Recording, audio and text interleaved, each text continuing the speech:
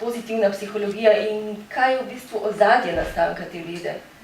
Ja, pozitivna psihologija je v bistvu nekakšno gibanje znotraj psihologije. Zdaj, od leta 2000 je organizirano v smislu nekih posebnih specialnih znanstvenih revij, ki objavlja samo raziskave v zvezi s področja sreče, zadovoljstva in drugih pozitivnih konstruktov. Konference se od takrat pač odvijajo zgolj na to temo. Zdaj, seveda bi vse te ideje, glavne ideje lahko že v antični Grčiji našli, v srednjeveških filozofih. Tudi ne moramo reči, da psihologija pred letom 2000 ni raziskovala pozitivnih vidikov psihologije oziroma posameznikovega funkcioniranja.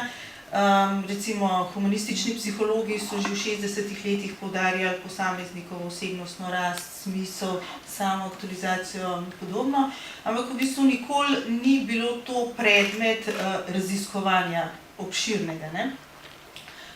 Tako da zdaj se pa pač to precej bolj raziskuje, se poudarja. Mogoče je pomemben ta pozitivna psihologija predvsem za stroko samo, ker če gremo pogledati članke, do nedavnega je bilo razmerje med tistimi, ki so obravnavali pozitivne vidike posameznikovega funkcioniranja in tiste, ki so obravnavali negativne vidike, 1:17. Skratka, 17-krat več je bilo člankov v zvezi z patologijo, motnjami, problemi, kar se zdi smiselno, ker je pač najprej treba pomagati nekomu, ki ima resne probleme. Ampak zdaj nekako bi rekla, smo lahko šli tle, da se imamo čas ukvarjati tudi s preventivo oziroma s tistimi posamezniki, ki sicer nimajo resnih problemov, ampak imajo željo, da bi pač napredovali v življenju, bili bolj srečni.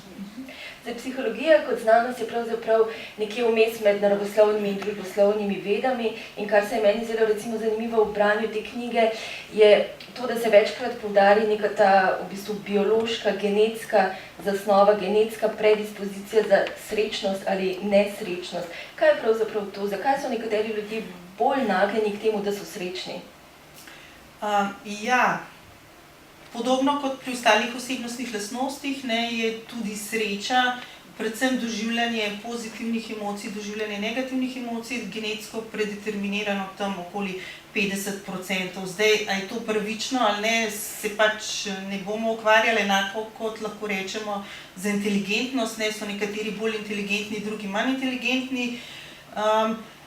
Ampak potem še vedno ostane, recimo, če so neke življenjske okoliščine, ne vem, poročenost, denar, pač v kakšni državi živimo, doprinesejo še 10%, recimo tam nekje maksimalno, potem še vedno ostane 40%, ko vendar nekaj lahko naredimo.